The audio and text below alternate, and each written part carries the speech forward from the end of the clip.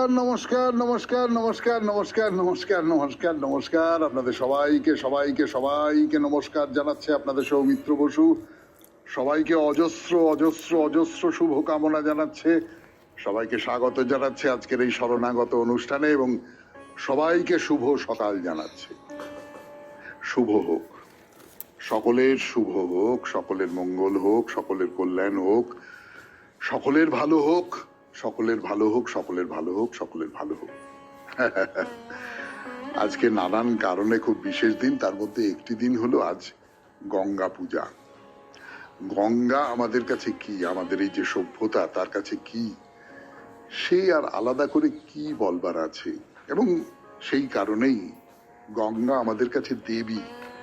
তিনি মর্তে আবির্ভূত হয়েছিলেন আমাদের ত্রাণ করবার জন্য। সেই কাহিনী আপনারা বহুবার শুনেছেন, পরে আবার কখনো শোনানো যাবে। তো সেই গঙ্গা, তার পূজা এবং দশহরা আজকে। আজ শ্রী শ্রী মনসা দেবীর পূজা, আজ শ্রী শ্রী বটুক ভৈরব দেবের আবির্ভাব, এবং এই জাগতিক ক্ষেত্রে যদি বলি আজকে বিশ্ব পরিবেশ দিবস। এই পৃথিবীটা ক্রমাগত দূষিত থেকে দূষিততর হয়ে উঠছে। এই পৃথিবী ক্রমাগত ক্লান্ত থেকে ক্লান্ততর হয়ে উঠছে। আমাদের বায়ু আর নির্মল নয়, আমাদের ভূমি ক্ষয় রোগে আক্রান্ত, আমাদের আকাশ বাতাস যা কিছু, জল, সেই সমস্ত কিছু নষ্ট হয়ে যাচ্ছে ক্রমাগত, এবং মানুষ উন্মাদের মতন সেই পথে এগিয়ে চলেছে। সেখান থেকে ফেরবার জন্য যে সামান্য চেষ্টাটুকু হয়, তার বাইরে সামগ্রিকভাবে মানুষ সেখান থেকে ফেরবার কোনো চেষ্টাই করছে না। এই অবস্থায় আজ গঙ্গা পূজার দিনই পড়ল পরিবেশ দিবস, 5ই জুন। এটাও একটা খুব তাৎপর্যপূর্ণ ব্যাপার। তার কারণ গঙ্গা নির্মল করবেন, সেই গঙ্গাও খুব দূষিত এখন। এই সবটা মিলিয়ে আজকে নানান কারণে খুব বিশেষ দিন। এবারে বেণীমাধব শীলের পঞ্জিকা অনুযায়ী আজকের দিনটার কথা বলি। আজকে 21শে জ্যৈষ্ঠ 1432, ইংরেজির 5ই জুন 2025, বৃহস্পতিবার, দশমী। সূর্যোদয়ের সময় ভোর 4:56, সূর্যাস্তের সময় সন্ধে 6:16। উত্তর ফল্গুনী নক্ষত্র। আজকে জন্মে কন্যা রাশি, বৈশ্যবর্ণ, মতান্তরে শূদ্রবর্ণ, নরগণ। প্রাতঃকালে 5:48 গতে দেবগণ। আমাদের হোয়াটসঅ্যাপে চিঠি পাঠাবার নাম্বার 9831922927। চিঠির গোড়ায় অতি অবশ্যই SG লিখতে হবে। এই চিঠি লেখার প্রসঙ্গে আপনাদের হোম টাস্কটা দিয়ে রাখি। সামনের বৃহস্পতিবারের চিঠির বিষয় হচ্ছে গঙ্গা। গঙ্গা নিয়ে আপনার অভিজ্ঞতার কথা, আপনার অনুভবের কথা আপনি লিখে জানান। আগামী মঙ্গলবারের ভেতর সন্ধে 6টার ভেতরে যেন আমাদের দপ্তরে সেই চিঠি পৌঁছে যায়। সেটা গঙ্গা দর্শনের অভিজ্ঞতা হতে পারে, কলকাতার গঙ্গা দর্শন থেকে হরিদ্বারে গঙ্গা দর্শন। গঙ্গা তো আমাদের গোটা দেশের ওপর দিয়ে বয়ে গেছে, যে কোনো জায়গায় গঙ্গা দর্শন সেটা হতে পারে। তার বাইরে গঙ্গায় স্নান হতে পারে, বা গঙ্গাকে নিয়ে যা কিছু। পুরাণের গল্পটা বলবেন না, ওটা তো আমরা বলি অনেক সময়, জানি আমরা, আলাদা করে বলবার কিছু নেই। কিন্তু আমাদের সামনের বৃহস্পতিবারের চিঠিপত্রের বিষয় হলো গঙ্গা। তাহলে এবারে আজকের অনুষ্ঠান সম্পর্কে বলি। প্রথমে পুরাণ চিরন্তন। পুরাণ চিরন্তনে পুত্র নিয়ে কথা হচ্ছিল আমাদের। পুত্র এবং এই পুত্র এবং পিতার যে সম্পর্ক, সেই সম্পর্কের যে পৌরাণিক ব্যাখ্যা, আমাদের প্রাচীন যে ব্যাখ্যা, প্রাচীন যে আচার্য তাদের ব্যাখ্যা, সেই সমস্ত নিয়ে কথাবার্তা হচ্ছিল। তারপরে আমরা চলে যাব কর্মজীবনে বেদান্ত, দ্বিতীয় পর্বের থেকে খানিকটা অংশ পড়ে শোনাবো। স্বামী বিবেকানন্দের লেখা কর্মজীবনে বেদান্ত, দ্বিতীয় পর্ব। তারপর ঠাকুর শ্রী রামকৃষ্ণ পরমহংসদেবের কথামৃত থেকে পাঠ। তারপর স্বামী গোকুলানন্দের মানসিক চাপ জয় করবার উপায় নিয়ে তার যে গ্রন্থ, সেই গ্রন্থ থেকে পড়ে শোনাবো। আপনাদের চিঠিপত্র এবং শেষে বাইরে দূরে। 92.7 বিগ এফএম এ শরণাগত অনুষ্ঠান শুনছেন। আমি আছি আপনাদের সঙ্গে, আপনাদের সৌমিত্র বসু। ফিরে আসছি গানের পর পুরাণ চিরন্তন নিয়ে। যে মৃত্যুর আগে পিতা পুত্রকে বলছেন যে তুমি ব্রহ্ম, তুমি যজ্ঞ, তুমি লোক বলে সোজা কথায় যে মানেটা দাঁড়াচ্ছে সেটা হচ্ছে যে আমার যা কিছু করা হলো না এই জীবনে, সেই সমস্ত কাজগুলো তুমি করবে। যে অধ্যয়নগুলো আমার করা হলো না সেই অধ্যয়ন তুমি করবে। যে যজ্ঞ আমার করা হলো না তুমি সেই যজ্ঞ করবে। এবং যে সমস্ত ভোগস্থান আমার আয়ত্ত করা উচিত ছিল কিন্তু আমি করতে পারিনি, সেইগুলো তুমি আয়ত্ত করবার চেষ্টা করবে। এগুলো গৃহীর কাজ। গৃহী মানুষ যিনি, তিনি অধ্যয়ন করবেন, তিনি যজ্ঞ করবেন এবং তিনি ভোগস্থানের যা কিছু করবার সেইগুলো করবেন। অর্থাৎ আমি এই পৃথিবী ছেড়ে চলে যাব, তখন আমার পুত্র আমার সমস্ত কর্তব্য ভার বহন করবে এবং আমাকে ত্রাণ করবে। এইভাবে, এই জন্যই পণ্ডিতেরা বলেন যে পিতা এইভাবেই পুত্রকে উপদেশ দিয়ে থাকেন। এই রকম জ্ঞান সম্পন্ন যিনি পিতা, তিনি যখন ইহলোক থেকে চলে যান তখন তিনি এই সমস্তটা নিয়েই বাক্য, মন এবং প্রাণের সঙ্গে একসঙ্গে পুত্রের মধ্যে প্রবেশ করেন। অর্থাৎ পিতা পুত্রের মধ্যে প্রবেশ করলেন। তো এইটাই হচ্ছে ছেলের কাজ। বাবা যেগুলো করতে পারলো না সেইগুলো সেই ছেলে সম্পন্ন করে দেবে। পিতার এই কর্তব্য পূরণ করে বলেই সন্তানের নাম হচ্ছে পুত্র। বৃহদারণ্যক উপনিষদে পুত্র কাকে বলে তাই নিয়ে তো আলোচনা করা হয়েছে। তো এর ভেতর দিয়ে একটা ব্যাপার নিশ্চয়ই বুঝতে পারছেন যে বাবা ছেলের মধ্যে দিয়ে বেঁচে থাকবার আকাঙ্ক্ষা করছেন। এইটা হচ্ছে সবচেয়ে গুরুত্বপূর্ণ কথা এই এত কথার ভেতরে। শুনছেন পুরাণ চিরন্তন, পুত্রের কথা, 92.7 বিগ এফএম এ শরণাগত অনুষ্ঠানে। আরো কথা বলবার জন্য ফিরে আসছে আপনাদের সৌমিত্র বসু গানের পর। যে পিতার যে আরাধ্য কাজগুলো, যেগুলো পিতা শেষ করতে পারেননি, সেগুলো পুত্র সম্পন্ন করবে। বেশ, কিন্তু এই পুত্রকে, মানে একটা হতে পারে আমার ধর্মপত্নী যিনি, তার গর্ভে আমার পুত্রটি জন্মালো এবং সেই পুত্র আমাকে নরক থেকে উদ্ধার করলো, এইটা একটা হতে পারে। কিন্তু তার বাইরেও তো পুত্র জন্মাতে পারে। আপনারা সকলেই জানেন যে দত্তক পুত্র নেওয়া যেতে পারে, কোনো পুত্রকে, অন্যের কোনো পুত্রকে গ্রহণ করা যেতে পারে, সেইটা একটা হতে পারে। এমনকি ক্ষেত্রজ পুত্রের কথাও বলা হচ্ছে।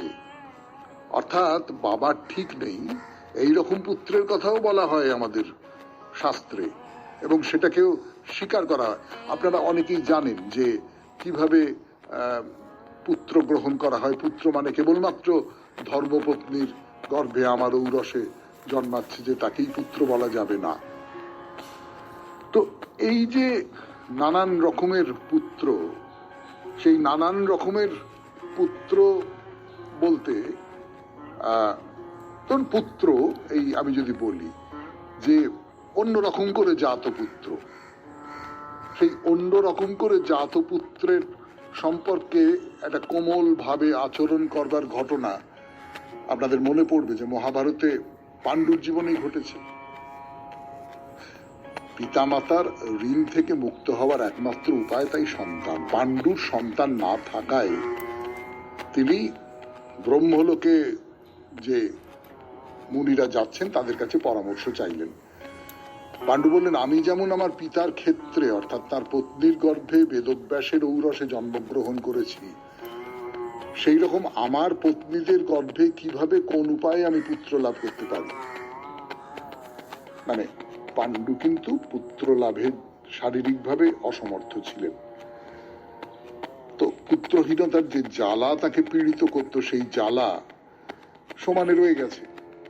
এবং নিজের স্ত্রীর গর্ভে অন্যের দ্বারা সন্তান উৎপাদন করাটাকে তিনি ঘৃণা করতেন। এখন সেই ঘৃণাটা আর নেই। এখন মনে হচ্ছে আমার একটি পুত্র থাকা খুব দরকার।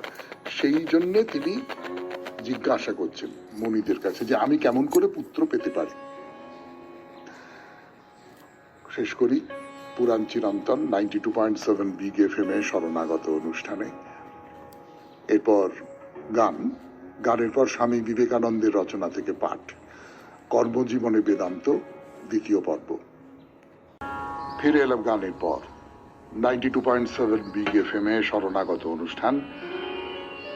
শুনছেন স্বামী বিবেকানন্দের রচনা থেকে পাঠ, কর্মজীবনে বেদান্ত, দ্বিতীয় পর্ব। অবশ্য নির্গুণবাদ অনেক কিছু ভাঙিয়া ফেলে। উহা পুরোহিতদের নিকট হইতে সব ব্যবসা কাড়িয়া লয়। উহাতে মন্দির গির্জা প্রভৃতি সব উড়িয়া যায়। ভারতে এখন দুর্ভিক্ষ চলিতেছে, কিন্তু সেখানে এমন অনেক মন্দির আছে যেখানে অসংখ্য হীরা জহরত রহিয়াছে। যদি লোককে এই নির্গুণ ব্রহ্মের বিষয়ে শেখানো যায়, পুরোহিতদের ব্যবসা চলিয়া যাইবে। তথাপি পৌরোহিত্য বাদ দিয়া নিঃস্বার্থভাবেই ইহা শিখাইতে হইবে।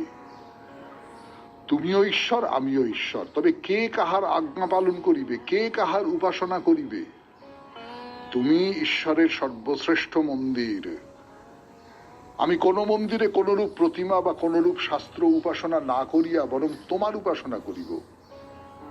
লোকে এত পরস্পর বিরোধী চিন্তা করে কেন? লোকে বলে আমরা প্রত্যক্ষবাদী, বেশ কথা, কিন্তু এইখানে তোমার উপাসনা অপেক্ষা আর কি অধিকতর প্রত্যক্ষ হইতে পারে? আমি তোমাকে দেখিতেছি, তোমাকে বেশ অনুভব করিতেছি আর জানিতেছি তুমি ঈশ্বর। মুসলমানেরা বলেন আল্লাহ ব্যতীত ঈশ্বর নাই, কিন্তু বেদান্ত বলেন মানুষ ব্যতীত ঈশ্বর নাই। ইহা শুনিয়া তোমাদের অনেকের ভয় হইতে পারে, কিন্তু তোমরা ক্রমশ ইহা বুঝিবে। জীবন্ত ঈশ্বর তোমাদের সঙ্গে রহিয়াছেন, তথাপি তোমরা মন্দির গির্জা নির্মাণ করিতেছ আর সর্বপ্রকার কাল্পনিক মিথ্যা বস্তুতে বিশ্বাস করিতেছ। মানবাত্মা অথবা মানব দেহই একমাত্র উপাস্য ঈশ্বর। অবশ্য অন্য জীবজন্তুরাও ভগবানের মন্দির বটে, কিন্তু মানুষই সর্বশ্রেষ্ঠ মন্দির। মন্দিরের মধ্যে তাজমহল। যদি মানুষের মধ্যে তাহার উপাসনা করিতে না পারিলাম, তবে কোন মন্দিরেই কিছু উপকার হইবে না। যে মুহূর্তে আমি প্রত্যেক মনুষ্য দেহরূপ মন্দিরে উপবিষ্ট ঈশ্বরকে উপলব্ধি করিতে পারিব, যে মুহূর্তে আমি প্রত্যেক মনুষ্যের সম্মুখে শ্রদ্ধা সহকারে দাঁড়াইতে পারিব আর বাস্তবিক তাহার মধ্যে ঈশ্বরকে দেখিব, যে মুহূর্তে আমার ভিতরে এই ভাব আসিবে, সেই মুহূর্তেই আমি সমুদয় বন্ধন হইতে মুক্ত হইব। অন্য সবকিছুই অন্তর্হিত হইবে, আমি মুক্ত হইব।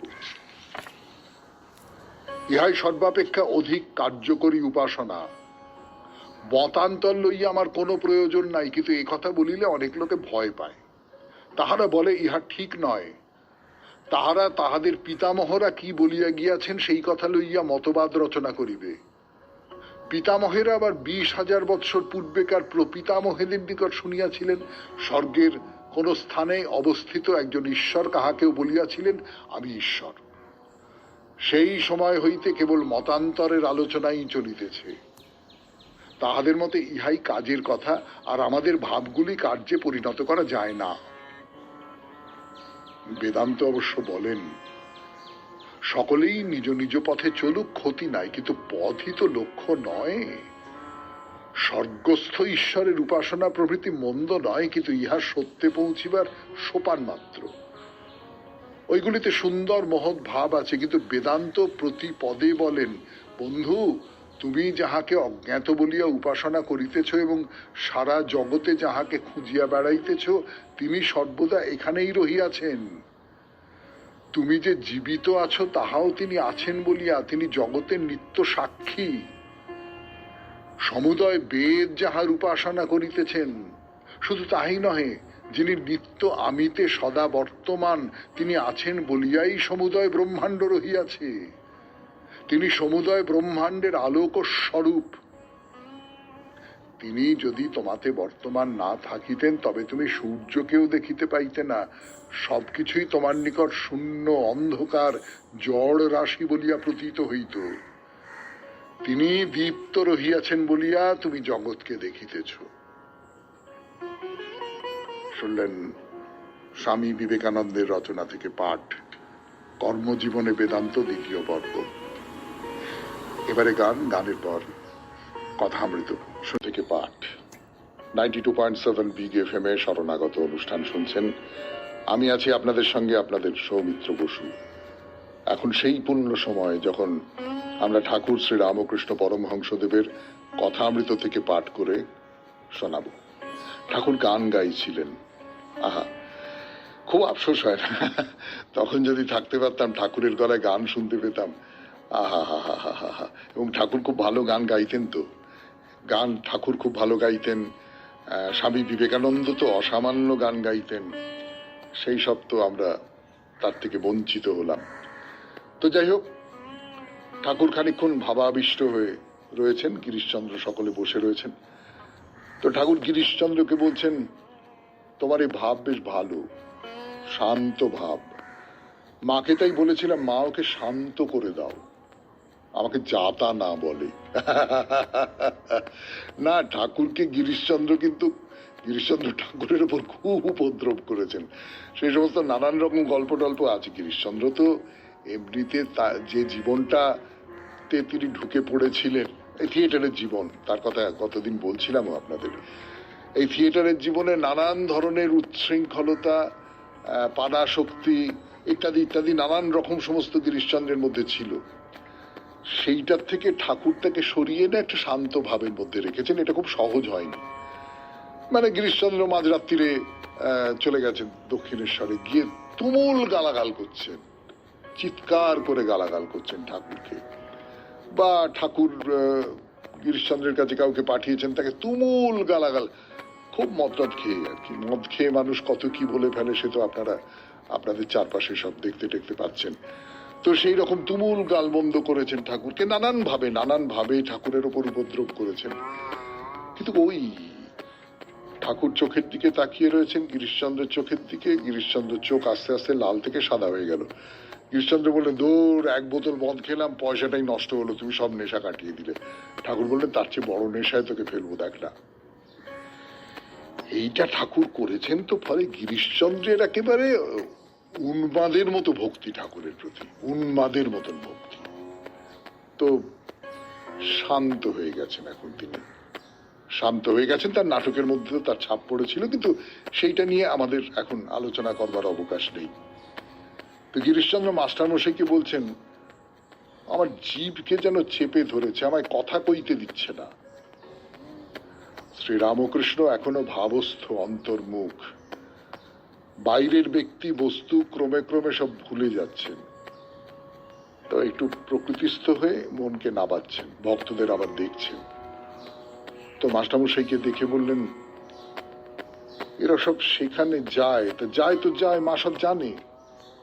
তো প্রতিবেশী একটি ছেলেকে বলছেন, কি গো, তোমার কি বোধ হয়, মানুষের কি কর্তব্য? সকলে চুপ করে আছে। তারপরের কথা পরে, মানে গানের পরে 92.7 বিগ এফএম এ শরণাগত অনুষ্ঠানে আমি আছি আপনাদের সঙ্গে, আপনাদের সৌমিত্র বসু। আপনাদের শুনছেন হোক জীবনের সুর বদল, শরণাগত বিগ এফএম 92.7। তো প্রতিবেশী একটা ছোকরাকে ঠাকুর জিজ্ঞেস করছেন, কি গো, মানুষের কি কর্তব্য? তো আরেকজনকে বলছেন যে, তুই পাশ করবি নি? ওরে পাশ মুক্ত শিব, পাশ বদ্ধ জীব। এই কথাগুলো খুব ভালো করে বুঝতে পারা যাচ্ছে না। না, আসলে তখনো পর্যন্ত ভাবাবস্থায় আছেন, তখনো পর্যন্ত যে কথাগুলো বলছেন আমাদের বোঝবার মতন করে নয়, আমাদের সঙ্গে সংযোগ তৈরি হতে পারে এই রকম করে নয়, তার থেকে অন্য রকম করে, অনেকটা পর্যন্ত সাংকেতিক কথা। যিনি ভক্তির একটা স্তরে চলে গেছেন, সাধনার একটা স্তরে চলে গেছেন, দশার একটা স্তরে চলে গেছেন বলতে পারি, সেই তিনি যে কথা বলেন, আপনারা খেয়াল করে দেখবেন রামপ্রসাদের সব কথা আপনারা বুঝতে পারেন? কমলাকান্তের সব কথা আপনারা বুঝতে পারেন? না, সবটা বোঝা যায় না। একটা স্তরে উঠে গেলে সেখানকার কথা সবটা বুঝতে পারা যায় না। ঠাকুরের সব কথাও হয়তো ওই রকম করে বুঝতে পারা যাবে না।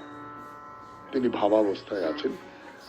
তো কাছে গ্লাস ভরা জল ছিল, পান করলেন আর বলছেন, এই ওই ভাবে তো জল খেয়ে ফেললুম, এইরকমটা হচ্ছে আর কি। তো আরেকদিনের কথা বলি, তখনও সন্ধে হয়নি। ঠাকুর গিরিশচন্দ্রের ভাই অতুলের সঙ্গে কথা বলছেন। তো অতুল ভক্তদের সঙ্গে সামনেই বসে আছেন, একজন ব্রাহ্মণ প্রতিবেশী বসে আছেন। অতুল হাইকোর্টের উকিল। তো শ্রীরামকৃষ্ণ বলছেন যে আপনাদের এই বলা, আপনারা দুই করবে, সংসারও করবে, ভক্তি যাতে হয় তাও করবে। এ তো বহু পুরনো কথা। সংসারের মধ্যে থাকো, কিন্তু সংসারকে সারা গায়ে মেখে ফেলো না। সংসারের মধ্যে থাকো, কিন্তু ভেতরে ভেতরে ভক্তিটা রেখো বাবা। ভেতরে ভেতরে সংসারের বাইরের যে শক্তি, সেই শক্তির প্রতি তোমার যে ভক্তি, সেইটাকে বজায় রেখো, সেইটাকে নষ্ট করে দিও না। এই কথা ঠাকুরের কথা, খুব পুরনো কথা। আমাদের মতন মানুষদের জন্য ঠাকুরের এই সমস্ত কথা। তো ব্রাহ্মণ যে প্রতিবেশী আছেন, তিনি জিজ্ঞেস করছেন যে আচ্ছা, ব্রাহ্মণ না হলে কি সিদ্ধ হয়? এই দেখুন, আমরা তো এই চতুর্বর্ণ নিয়ে কথা বলেছিলাম শরণাগত অনুষ্ঠানে। তাতে বলেছিলাম যে কাজ অনুযায়ী ভাগ করা, তো সেই কাজ অনুযায়ী ভাগ, তারপরে ওকে এক একটা শ্রেণী হয়ে গেল এবং তার মধ্যে নানান রকম বিভাজন হয়ে গেল। তো ব্রাহ্মণ হলে সে উঁচু জাত, হ্যাঁ, বৈশ্য হলে সে নিচু জাত, ইত্যাদি ইত্যাদি, এই সমস্ত হয়ে গেল। তার থেকে এরকম একটা জাঁক চলে এলো, অহংকার, যে ব্রাহ্মণই এই সমস্ত পারবে। সেই জায়গা থেকেই তিনি বলছেন যে ব্রাহ্মণ না হলে কি সিদ্ধ হয়? তো ঠাকুর বলছেন কেন?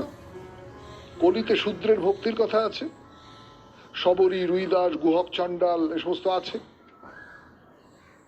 নারায়ণ তিনি বলছেন ব্রাহ্মণ শূদ্র সব এক। এরপর আরো প্রশ্ন, আরো উত্তর, কিন্তু তার আর সময় নেই। আজকে কথামৃত এখানেই শেষ করতে হবে এবং শুরু করতে হবে স্বামী গোকুলানন্দর রচনা থেকে পাঠ, মানসিক চাপ জয় করার উপায়। ফিরে আসছি। আধ্যাত্মিক হতাশার কথা বলা হচ্ছিল গতদিন 92.7 বিগ এফএম এ শরণাগত অনুষ্ঠানে। তো সেই জায়গা থেকে স্বামী গোকুলানন্দ কি বলছেন শুনে।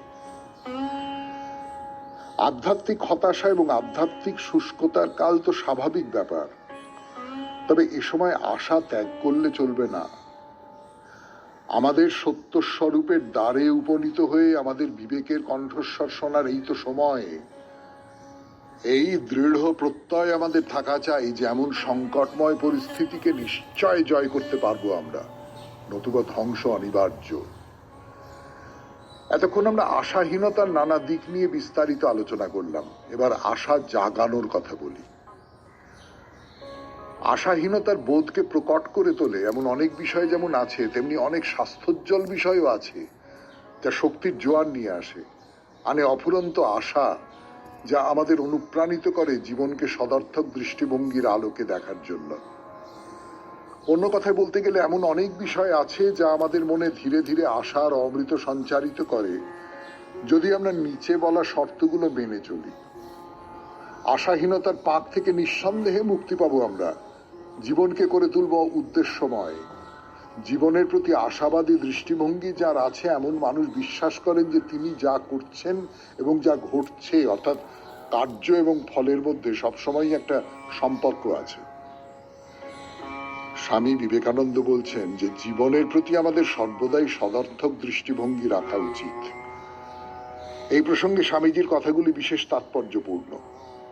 স্বামীজির মতে আমরা বিশ্বাস করব নিজেকে এবং সর্বশক্তিমান ঈশ্বরকে, তবেই আমাদের অন্তঃস্থিত সর্বশক্তিমান আত্মা এবং যা কিছু ভালো আর অত্যুৎকৃষ্ট প্রকাশিত হবে। কিন্তু জবরদস্ত বিশ্বাস থাকা চাই।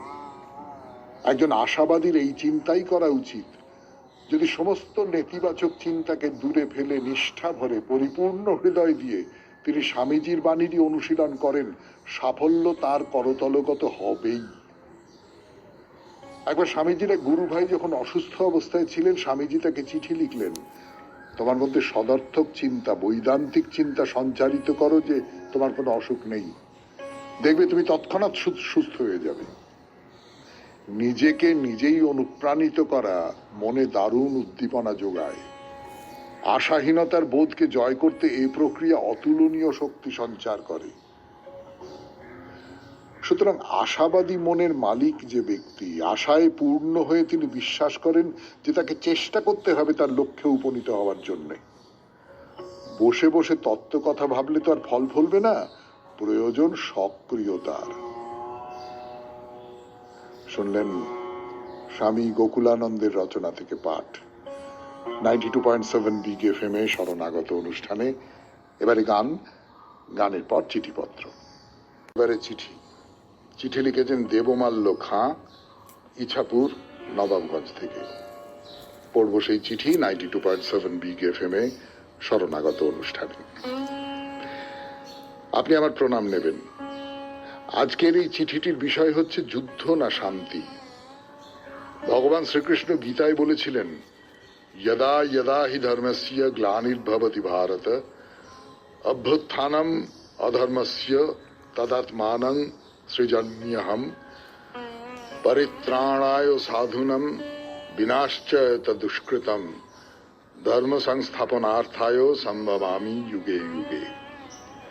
অর্থাৎ যখনই ধর্মের গ্লানি হয় এবং অধর্মের মাত্রা বৃদ্ধি পায়, ভগবান শ্রীকৃষ্ণ সৃষ্টি রক্ষার্থে সাধুজনকে পরিত্রাণ করতে, দুষ্কৃতীদের বিনাশ করতে, পুনরায় ধর্ম সংস্থাপন করতে ধরায় আবির্ভূত হন। মহাভারতে কুরুক্ষেত্রের যুদ্ধের পূর্বে শ্রীকৃষ্ণ শান্তি দূত রূপে হস্তিনাপুরে গিয়েছিলেন, কিন্তু অহংকারী দুর্যোধন শান্তি চাননি। তাই মহাভারতের যুদ্ধে পাণ্ডবদের কাছে অধর্মের পথে চলা কৌরবেরা পরাজিত হয়েছিল। তাই শান্তি ততক্ষণ সম্ভব যতক্ষণ পর্যন্ত কেউ আঘাত না করছে। বর্তমানের 21 শতাব্দীতেও কিছু ক্ষমতালোভী রাষ্ট্র নিজেদের আধিপত্য কায়েম রাখতে উদ্যত এবং অসাধু রাষ্ট্র নেতারা তাদের জনগণের মৌলিক চাহিদা মেটাতে ব্যর্থ। তাই তারা তাদের ব্যর্থতা ঢাকতে হাল্লা রাজার ন্যায় যুদ্ধ করতে উদ্যত। আমাদের দেশ এবং দেশের জনগণ শান্তিকামী হলেও তারা নির্বল বা ভীরু নয়। আমাদের দেশে যেমন শ্রী চৈতন্য মহাপ্রভু ভগবান বুদ্ধের ন্যায় শান্তি প্রেমের বার্তাবাহক মহাপুরুষ জন্মগ্রহণ করেছেন, তেমনি জন্মগ্রহণ করেছেন শ্রী রামচন্দ্র, ভগবান শ্রীকৃষ্ণ, কার্তিকেয়, যারা অধর্মের বিরুদ্ধে আজীবন লড়াই করেছেন। তাই অধর্মের বিরুদ্ধে সকলের একত্রে লড়াই করা খুবই প্রয়োজন। এটি দেবমাল্য খাঁ, নিবাস ইছাপুর, নবাবগঞ্জ। হ্যাঁ, যদি অন্যায়ের মুখোমুখি হতে হয় তাহলে সেই অন্যায়কে প্রতিহত তো করতেই হবে। তার জন্য যা যা কিছু করার দরকার তা করতে হবে। সেই অন্যায়কে মেনে নেওয়া এক ধরনের একটা নির্বীর্যতা, এ তো বলাই বাহুল্য। আপনাকে অনেক ধন্যবাদ আপনার চিঠির জন্য। এরপর বাইরে দূরে 92.7 বিগ এফএম এ শরণাগত অনুষ্ঠান শুনছেন। আমি আছি আপনাদের সঙ্গে, আপনাদের সৌমিত্র বসু। ফিরে আসছে নিজের বাড়ি, নিজে যেখানে বসে রয়েছেন বা শুয়ে রয়েছেন সেই চৌহদ্দি, এই সমস্ত থেকে আপনাদের উড়িয়ে নিয়ে চলে গেলাম দূরে পাহাড়ে, কালিম্পংয়ে। 92.7 বিগ এফএম এ শরণাগত অনুষ্ঠানে এখন আমরা কালিম্পংয়ে। আমরা এই কালিম্পংয়ে এখন জংধোক পার্লে মনেস্টারির কথা বলছি। জংধোক পার্লে মনেস্টারি, এই নামটা মনে থাকবে না। যে নামটা মনে থাকবে, যে নামটাই আমরা সাধারণভাবে বলি, পর্যটকেরা বলেন যে এই ধর্মস্থান, মনেস্টারি মানে বলেছিলাম যে যেখানে সন্ন্যাসীরা থাকেন, অর্থাৎ আশ্রম বলতে পারেন, বাংলায় মঠ বলতে পারেন। তো সেই যে মঠ, এর একটা এমনি নাম আছে, চালু নাম আছে, সেটা হচ্ছে দূরপিন মনেস্টারি।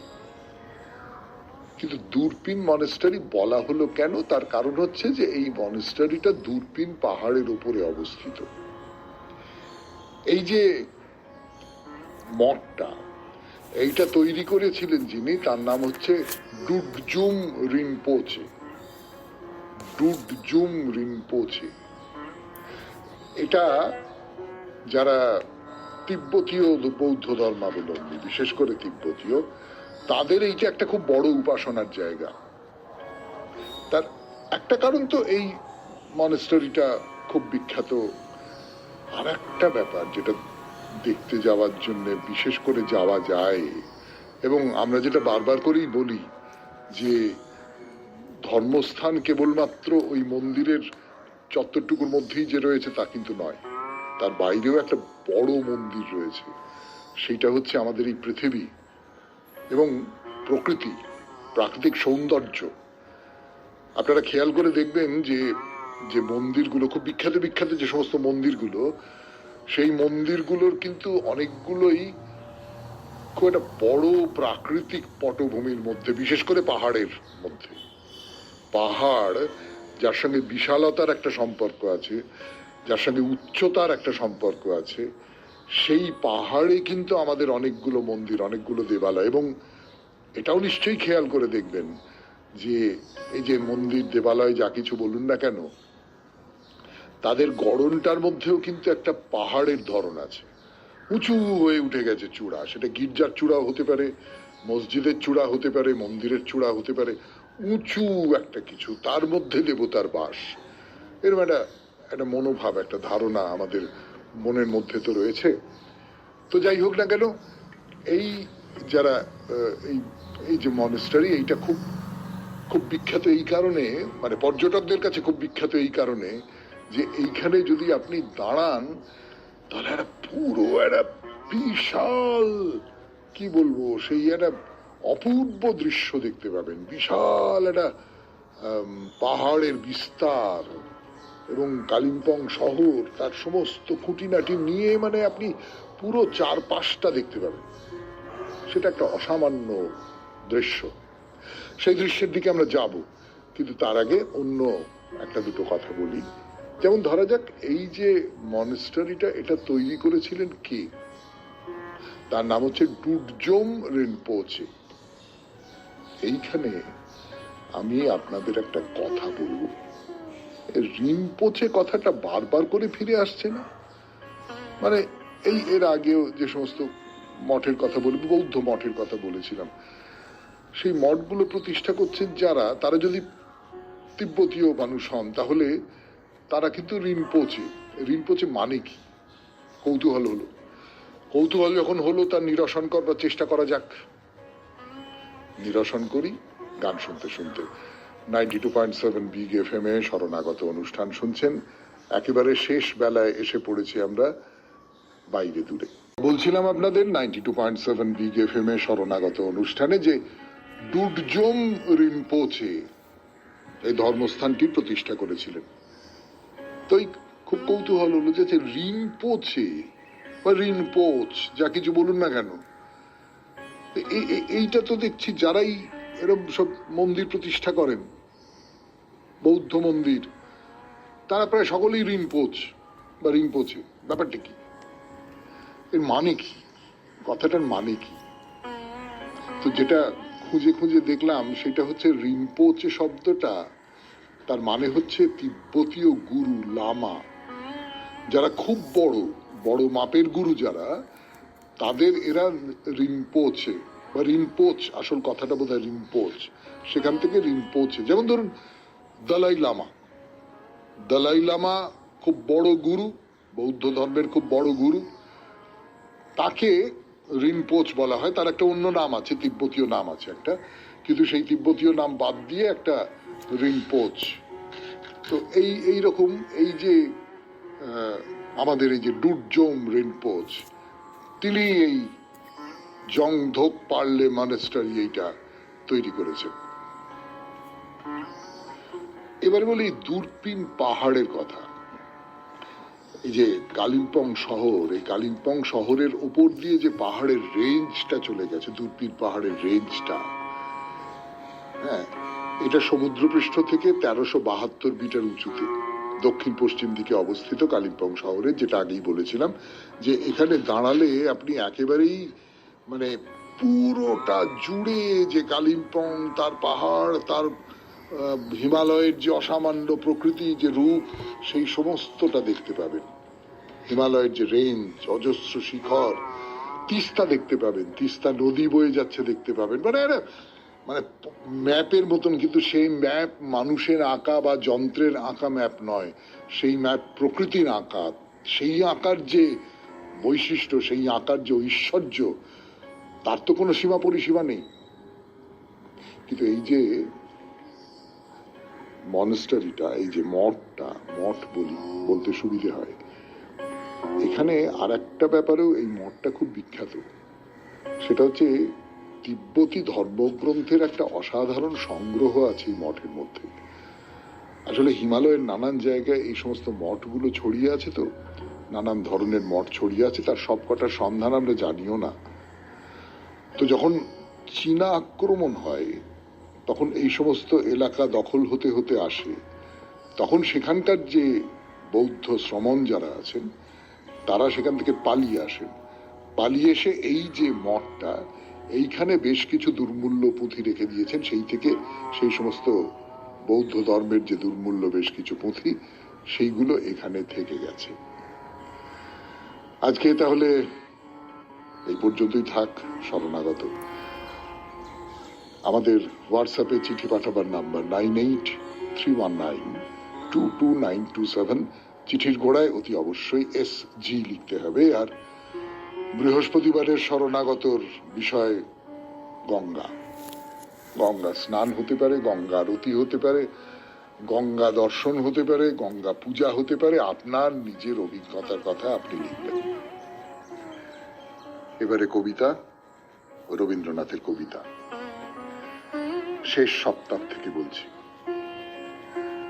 আমরা কি সত্যই চাই শোকের অবসান? আমাদের গর্ব আছে নিজের শোককে নিয়েও। আমাদের অতি তীব্র বেদনাও বহন করে না স্থায়ী সত্যকে। সান্ত্বনা নেই এমন কথায়, এতে আঘাত লাগে আমাদের দুঃখের অহংকারে। জীবনটা আপন সকল সঞ্চয় ছড়িয়ে রাখে কালের চলাচলের পথে।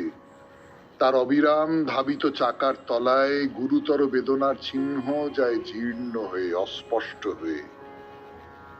আমাদের প্রিয়তমের মৃত্যু একটি মাত্র দাবি করে আমাদের কাছে, সে বলে মনে রেখো।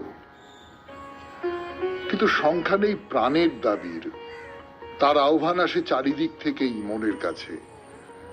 সেই উপস্থিতকালের ভিড়ের মধ্যে অতীতকালের একটি মাত্র আবেদন কখন হয় অগোচর। যদি বা তার কথাটা থাকে, তার ব্যথাটা যায় চলে। তবু শোকের অভিমান জীবনকে চায় বঞ্চিত করতে, স্পর্ধা করে প্রাণের দুধগুলিকে বলে খুলব না দ্বার। প্রাণের ফসল ক্ষেত বিচিত্র শস্যে উর্বর, অভিমানী শোক তারই মাঝখানে ঘিরে রাখতে চায় শোকের দেবত্র জমি। সাধের মরুভূমি বানায় সেখানটাতে, তার খাজনা দেয় না জীবনকে। মৃত্যুর সঞ্চয়গুলি নিয়ে কালের বিরুদ্ধে তার অভিযোগ। সেই অভিযোগে তার হার হতে থাকে দিনে দিনে, কিন্তু চায় না সে হার মানতে। মনকে সমাধি দিতে চায় তার নিজকৃত কবরে। সকল অহংকারী বন্ধন, কঠিন বন্ধন আপন শোকের অহংকার। ধন জন মান সকল আসক্তিতেই মোহ, নিবিড় মোহ আপন শোকের আসক্তিতে। সবাই খুব ভালো থাকবেন, আনন্দে থাকবেন। নমস্কার।